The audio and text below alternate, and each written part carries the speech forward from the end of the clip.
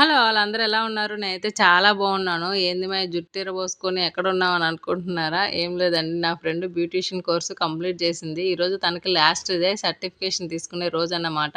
So, ఎవరు ఎంత వరకు నేర్చుకున్నారో ఒక మోడల్‌కి వేసి చూపిమన్నారు. నా ఫ్రెండ్‌కి మోడల్‌గా నేను వెళ్ళాను. ఎవరి మోడల్స్‌ని వాళ్ళే తెచ్చుకున్నారు. చక్కగా రెడీ చేస్తున్నారనమాట.